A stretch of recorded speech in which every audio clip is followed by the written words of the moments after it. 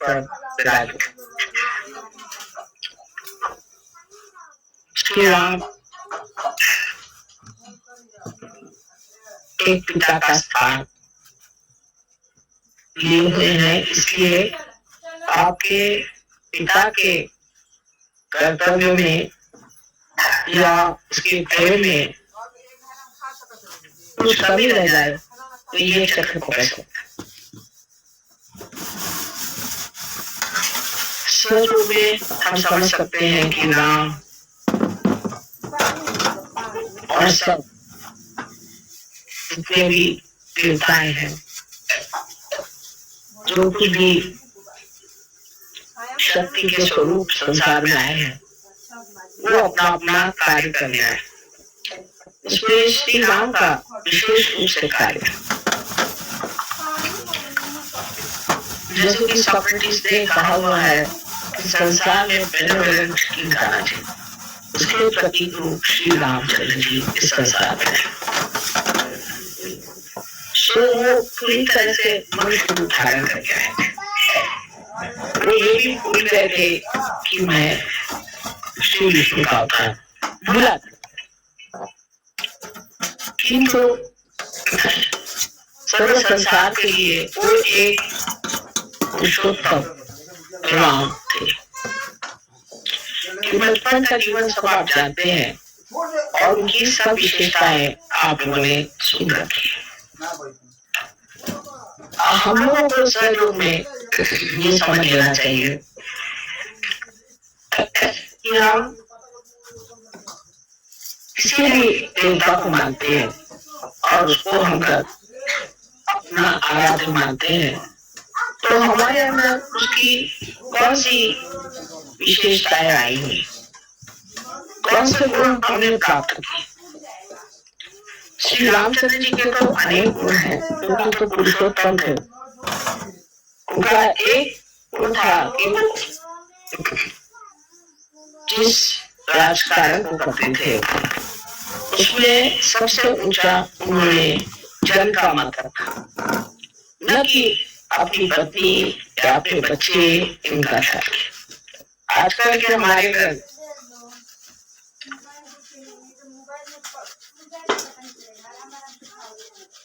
राजकीय लोग, पॉलिटिशियंस इस चीज को समझ लें तो उसे स्वार्थ ही निकल है।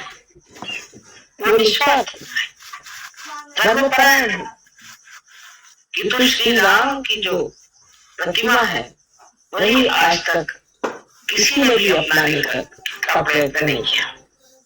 उनके भजन जरूर गाएंगे, उनके नाम से बहुत बड़े बड़े ऑर्गेनाइजेशन बने हैं, राम मंदिर बनाएंगे, लेकिन ये सब बना लेने से क्या श्री राम आपके अंदर प्रवेश कर सकते हैं?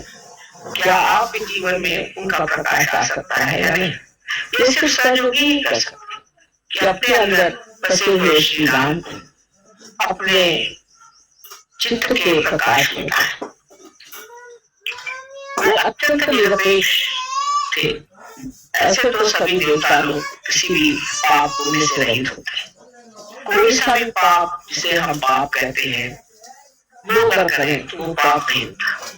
जैसे श्री कृष्ण ने कितने लोगों को मारा, श्री राम ने रावण का वध किया, ये हमारे दुनियावी दृष्टि से हो सकता है कि पाप, किंतु परमात्मा की दृष्टि से नहीं हो सकता, क्योंकि इन्होंने दुष्टों का नाश, इन्होंने बुराई को हटाया और इनको अधिकार है कि ये इस कार्य को करने के लिए जो कुछ भी कर सकते हैं वो करें। जैसे देवी ने राक्षसों को संहार किया, राक्षसों का संहार किया, तो कोई कहेगा कि देवी ने पाप, किंतु उनका कार्य ही ये है कि वो राक्षसों का संहार करें और जो साधु हैं उन लोगों को संभाले। श्री रामचंद्र जी के जीवन में एक अहिल्योद्धार बहुत बड़ी चीज है। उन्होंने अहिल्या का उद्धार किया क्योंकि उसके पति ने उसे शापित कर दिया था। उस जमाने में भी कोई स्त्री अगर किसी भी तरह से वाम मार्ग में चली जाती थी तो उसका पति अगर साधु हो और उसकी स्थिति अगर ऊंची हो तो उसे शापित कर देता था। किंतु अहिल्या पे छूटता ही उन्होंने आरोप लगाया था, इल्जाम लगाया था और इस तरह से उसको भी उन्होंने पत्थर बना दिया। तो श्री राम ने उस अहिल्या का भी उद्धार कर दिया। विशेषकर उनकी जो पत्नी के प्रति प्रेम की, एक पति व्रत के प्रति जो एक उनका व्रत था वो बहुत समझ था। हालांकि वो जानते थे कि सीता जी महालक्ष्मी स्वरूप है, वो स्वयं देवी है, किंतु मनुष्य के रूप उन्होंने अपने पति के सिवाय किसी और स्त्री की तरफ आंख उठाकर नहीं। जब हम राम की बात करते हैं तो हमारे अंदर जो पतित्व है वो भी हमारा स्वच्छ होना चाहिए। जब कोई स्त्री श्री राम के बारे में सोचती है तो उसको भी अपने पति के प्रति वैसी ही श्रद्धा होनी चाहिए जैसे सीता जी को अपने पति के प्रति थी, और उसी प्रकार पति को भी श्री राम जैसे एक पति व्रत होना चाहिए। सजों में बात कठिन नहीं, स्त्री का मान रखना चाहिए, अपने पति को मान से रखना चाहिए। और हालांकि रावण उनको उठा ले गए थे तो भी श्री राम ने ये कर्तव्य समझा कि सीता जी को वहां से छुड़ा कर लाए। और लोकनंदा के लिए जन्म पर कितना उनमें संतुलन था, उसी सीता को जिसके लिए इतने वर्ष मेहनत करके उसको छुड़ा कर लाए थे, उन्होंने क्या किया? अर्थात सीता जी के साथ उनका त्याग का कोई विशेष परिणाम नहीं बनवाया था और उन्होंने उन्हें त्याग किया। कारण लोग ऐसी बातें करते हैं जो जन चित्त के हैं, क्योंकि उनका आदर्श इसी तरह से ऐसा न बन जाए कि जिससे लोग अपने यहाँ इस तरह की औरतों को कर पाए जिन पर की लोग शक करते। हालांकि वो निष्कलंका थी और देवी स्वरूप का स्वच्छ निर्मल थी।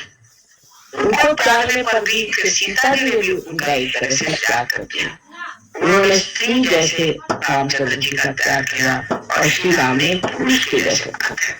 सीता जी स्वयं पृथ्वी में समा गई और फिर अंत में श्री राम जी ने भी सरयू नदी में अपना देह त्याग किया।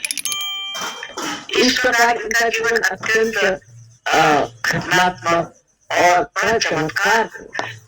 सारे जीवन में देखिए तो सीता और राम का आपस का व्यवहार और उनका एक दूसरे के प्रति श्रद्धा में रहना।